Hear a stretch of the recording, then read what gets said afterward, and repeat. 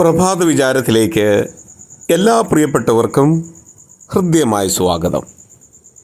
ഇന്ന് പ്രഭാത വിചാരത്തിൽ വിശുദ്ധ നോമ്പും ഉപവാസവും അടിസ്ഥാനമാക്കിയുള്ള ചിന്തയാണ് നാം ക്രമീകരിക്കുന്നത്. ശ്രദ്ധാപൂർവം നമുക്ക് കേൾക്കാം.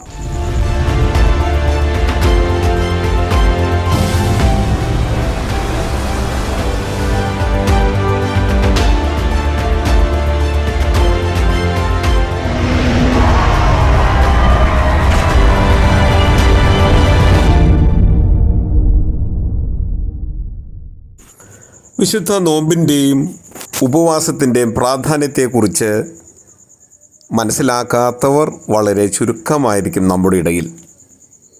അത്രമാത്രം പ്രാധാന്യമുള്ള രണ്ട് കാര്യങ്ങളാണ് ക്രിസ്തീയ ജീവിതത്തിൽ വിശുദ്ധ നോമ്പും ഉപവാസവും.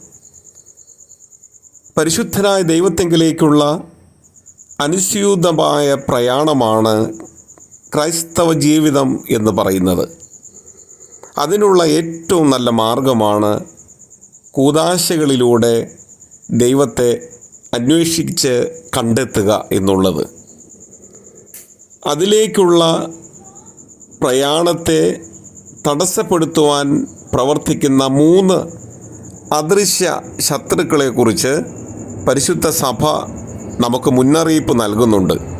അത് 1 ജഡീകതയാണ്, 2 ലൗകികതയാണ്, 3 പൈശാചികതയാണ്.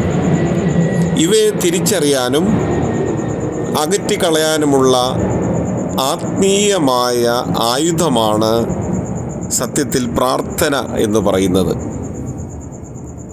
നോമ്പും ഉപവാസവും നമ്മുടെ കർത്താവായ യേശു ക്രിസ്തു തൻ്റെ രക്ഷാകരമായ പദ്ധതിയിൽ മാതൃകായോഗ്യമായി നമുക്ക് കാട്ടിത്തന്നിട്ടുണ്ട്.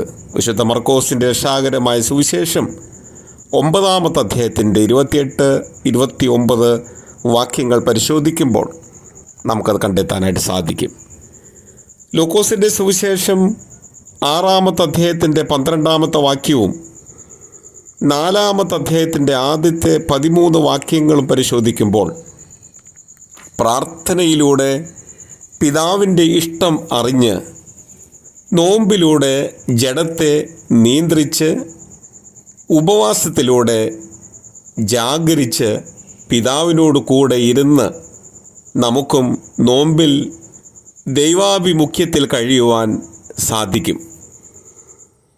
അപ്പോൾ നമ്മുടെ ജീവിതത്തിൽ ഒരു ആത്മപരിശോധന നടക്കേണ്ടതായിട്ടുണ്ട്.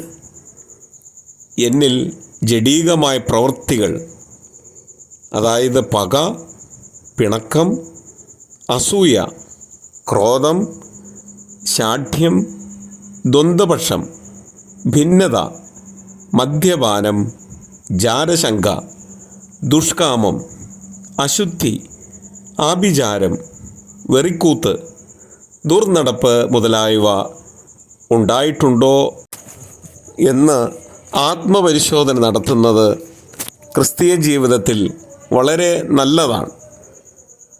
ഇതിലൂടെ നമ്മുടെ ജീവിതത്തിൽ ഒരു വലിയ മാനസാന്തരം ഉണ്ടാകേണ്ടതായിട്ടുണ്ട്.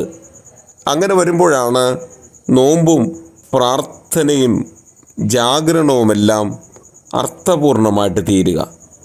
അപ്പോസ്തലൻ പൗലോസ് ശ്ലീഹ കൊരിന്ത്യർക്ക് എഴുതിയ 2-ാമത്തെ ലേഖനം 5-ാമത്തെ അധ്യായത്തിൻ്റെ 17-ാമത്തെ വാക്യത്തിൽ പറയുന്നത് പോലെ നാം ക്രിസ്തുവിൽ പുതിയ സൃഷ്ടിയായി തീരുന്നത് അങ്ങനെയാണ്. ഒരു വർഷത്തിൽ ഏതാണ്ട് 160 ദിനങ്ങൾ പരിശുദ്ധ സഭയിൽ നോമ്പിനായി പിതാക്കന്മാർ വേർതിരിച്ച് നമുക്ക് തരുന്നുണ്ട്. ആ ദിനങ്ങളിൽ നോമ്പോടും ഉപവാസത്തോടും പ്രാർത്ഥനയോടും കൂടെ നമ്മുടെ ജീവിതത്തിൽ ആത്മീക വർധനവിന് ഉതകുന്ന രീതിയിൽ കാര്യങ്ങളെ ചിട്ടപ്പെടുത്തുവാൻ നമുക്ക് സാധിക്കുമ്പോഴാണ് നമ്മുടെ ക്രിസ്തീയ ജീവിതം അനുഗ്രഹകരമായിട്ട് തീരുന്നത്. നോമ്പുകാല പ്രാർത്ഥനകളും അനുതാപത്തിൻ്റെ മിമ്രോകളും ചേർത്ത് ധ്യാനിക്കുകയും അതിലൂടെ നമ്മുടെ ആത്മാവിന് പോഷണം നൽകാനൊക്കെ നമുക്ക് സാധിക്കുമ്പോൾ അത് നമ്മുടെ ജീവിതത്തിൽ നൽകുന്ന സന്തോഷവും സമാധാനവും അനുഗ്രഹങ്ങളും സ്വസ്ഥതയും ഏറെ വലുതാണെന്നുകൂടി നാം തിരിച്ചറിയണം. അങ്ങനെ നോമ്പും ഉപവാസവും പ്രാർത്ഥനയും ഒരുപോലെ കൂടുതൽ ദൈവീകമായി വളരുന്നതിനും ആധ്യാത്മികമായി വളർച്ച പ്രാപിക്കുന്നതിനും സർവോപരി നമ്മെ തന്നെ ഒന്ന് പരിവർത്തനപ്പെടുത്തുന്നതിനും ഏറെ സഹായിക്കുന്ന ഘടകങ്ങളാണ്.